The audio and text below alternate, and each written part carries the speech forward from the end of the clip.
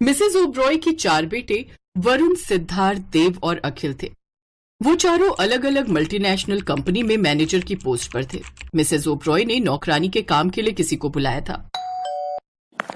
सबसे पहले तुम ये बताओ कि तुम्हारी क्वालिफिकेशन क्या है और तुम कहाँ की रहने वाली हो? मैडम, मैंने बीकॉम किया हुआ है और मैं यहाँ से 50 किलोमीटर दूर है रामपुर गांव, वहां की रहने वाली हूँ। इतना सुनते ही मिसेस ओब्रॉय का पारा हाई हो गया। वो तुरंत खड़ी हो गई और उससे बोली, निकल जा यहाँ से गवार कहीं की। मैंने अपनी टीम को बोला था कि नौकरानी शहर की होनी चाहिए, ना कि गांव की। चल भाग यहाँ से। वो लड़की उससे कुछ बोल नहीं पाई और वहां से चली गई। इतने में मिस्टर ओब्रॉय वहां पर आ गए। ये क्या बदतमीजी है? अगर खाना बनाने वाली गांव की होगी तब तो और अच्छी बात है ना। गांव की लड़कियां अच्छा खाना बना लेती हैं। तुम्हें जैसी लड़की रखनी है रखो, लेकिन कम से कम किसी के इंसल्ट तो मत किया करो। तुम भूल गई कि तुम भी एक गांव की ही लड़की हो। मुझे अपने घर में गवार लड़की नहीं चाहिए, बस। इतने में घर की डोरबेल बजी। मिस्टर ओब्रॉय ने दरवाजा खोला, जिसे देखकर मिस्टर एंड मिसेस ओब्रॉय हैरान रह गए, क्योंकि उनके चारों बेटे शादी करके आए थे। आओ आओ बेटा, मैं तुम लोगों का ही इंतजार कर रही थी। अच्छा हुआ तुम लोगों ने बेंगलुरु में ही शादी कर ली। मिस्टर और मिसेस ओब्रॉय ने अपनी बहुओं का गृह प्रवेश कराया और अंदर ले आई। वरुण, सिद्धार्थ, देव, अखिल, बहुओं का इंट्रोडक्शन तो दो। माँ, मैंने आपको फोन पर ही बताया था ना कि हम चारों ने बहुत संस्कारी लड़कियां पसंद की हैं। हाँ हाँ, मेरी बहुएं देखने में तो लाखों में एक लग रही हैं, लेकिन अपने घर परिवार के बारे में तो बताओ। हम लोग इतने भी मॉडर्न नहीं हो गए हैं कि एक दूसरे के परिवार के बारे में ना जान सके। माँ, अब आपकी बहुएं अपना इंट्रोडक्शन खुद देंगी। अम्मा, हमारा नाम शीतल है। हमारे गांव का नाम है ढोलकपुर। अम्मा बाबूजी, हमारा नाम है सीता और हमें गोबर के उपले बनाना बहुत अच्छा लगता है। और अम्मा, हमारा नाम है मीना। हम बचपन से ही गाय भैंस चराते आ रहे हैं। गाय भैंस चराना हमको बहुत ही ज्यादा पसंद है। इससे पहले कि चौथी बहू यानी सावित्री कुछ बोल पाती, मिस ओब्रॉय ने उसे रोक दिया। बस करो, मुझे नहीं जानना तुम गवारों के बारे में और कुछ भी। इतना सुनते ही उसका बेटा सिद्धार्थ बोला, माँ, ये कैसी बातें कर रही हो? अभी तो आप बहुत प्यार से बात कर रही थी, अचानक क्या हो गया? मैं बताता हूँ बेटा, तुम लोगों को तो पता ही है कि तुम्हारी माँ को गांव के लोग बिल्कुल पसंद नहीं है, पर मुझे गांव के लोग बहुत पसंद है। इसीलिए तुम लोगों के इस फैसले से मैं बहुत खुश हूँ। I am proud of you. आज जितनी शिद्दत से गांव की लड़कियां प्रेम करती हैं, उतना शहर की लड़कियां नहीं करती। हम बाहर रहकर सब कुछ देख चुके हैं, इसीलिए इन्हें पसंद किया हमने। और हमने आपसे पूछकर ही शादी की, बिना पूछे नहीं की। पर तुम लोगों ने ये तो नहीं बताया था ना कि ये लड़कियां गवार है।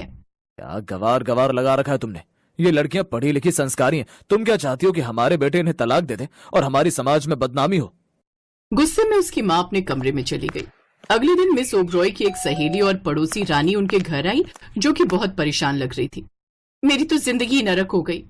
अरे क्या हुआ रानी, अब तुझे किस बात की प्रॉब्लम? तेरे बेटे की शादी भी हो गई। इसी वजह से तो जिंदगी नरक हो गई है। अगर बहू अच्छी ना मिले तो जिंदगी नरक हो ही जाती है। मिस ओब्रॉय अपनी फ्रेंड रानी से बातचीत कर ही रही थी, तभी थोड़ी देर बाद मिस ओब्रॉय की चारों बहुएं चाय नाश्ता लेकर एक साथ वहां पर आ गईं। नमस्ते आंटी, पहले आप लोग चाय नाश्ता कर लीजिए, बाकी बातें बाद में कीजिएगा, क्योंकि हमारे देश के संस्कार हैं कि हमारे घर में जो भी मेहमान आए पहले जलपान करें, उसके बाद बातें। जीती रहो बहू। मिस ओब्रॉय, आपकी किस्मत तो बहुत अच्छी है, आपको तो बहुत संस्कारी बहुएं मिली हैं। इससे पहले कि मिस ओब्रॉय अपनी बहुओं की बुराई कर पाती, उतने में रानी की बहू शॉर्ट्स पहनकर अपनी सहेलियों के साथ उनके घर में घुस आई। सासू माँ, आप यहाँ गप्पे लड़ा रही हो? मैंने आपको बताया था ना कि मुझे अपनी सहेलियों के साथ पार्टी में जाना है। चुपचाप अपने घर में बैठिए, घर पर कोई नहीं है। बहू तुम जाओ, मैं आती हूँ। ठीक है, मैं तो जा रही हूँ, घर का दरवाजा खुला पड़ा है। घर में चोर घुस जाए तो मुझे मत कहना। रानी बिना चाय नाश्ता किए वहां से उठकर अपने घर चली गई।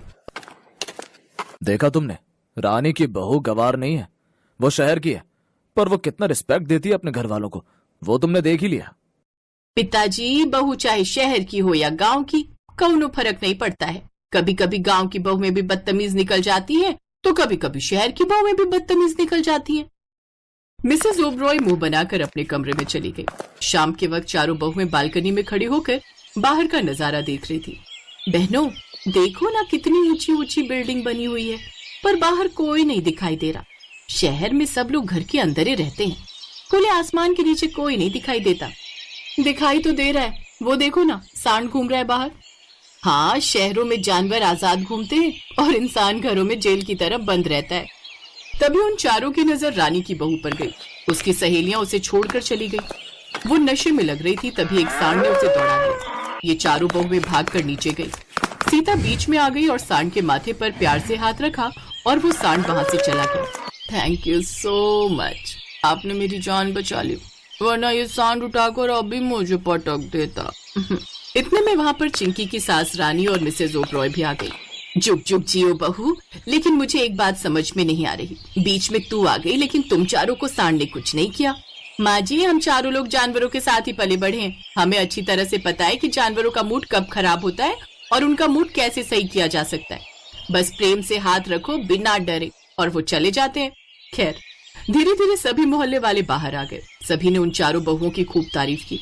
अगले दिन जब चिंकी का नशा उतरा तब वो चारों बहुओं से मिलने आई। आप लोगों को मैंने पहली बार देखा है।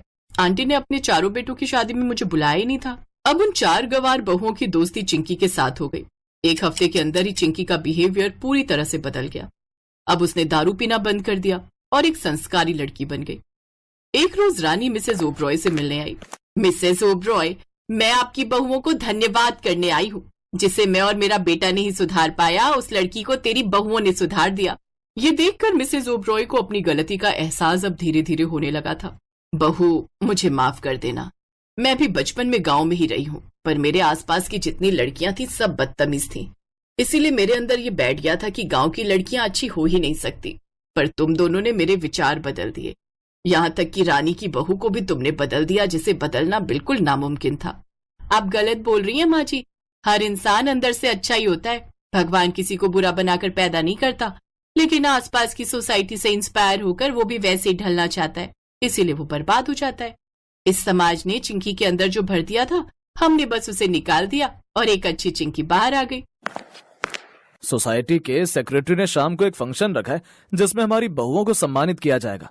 सबने देखा था कि कैसे उस खतरनाक सांड से हमारी बहुओं ने महिला होने के बावजूद उसे बचा लिया, वो भी बिना उस सांड को कोई हानि पहुंचाए। शाम को पूरी सोसाइटी वालों की तरफ से उन चारों बहुओं को सम्मान दिया गया, जिससे ओबरॉय परिवार का नाम और ज्यादा रोशन हो गया। आज के बाद मिस्टर ओबरॉय की चारों बहुओं की दोस्ती सोसाइटी की हर लड़की के साथ होनी चाहिए, ताकि सभी के अंदर सोया हुआ संस्कार वापस आ सके। इस तरह से मिसेज ओबरॉय की गलतफहमी खत्म हो गई कि गांव की लड़कियां गंवार ही होती हैं। इसके बाद चारों बहुएं बहुत ही प्रेम के साथ अपने परिवार के साथ और पूरी सोसाइटी के साथ रहने लगी। सपना, प्रीति और भूमि की शादी शहर में बसे 3 भाइयों आलोक, पराग और रौनक से हो जाती है। शादी करके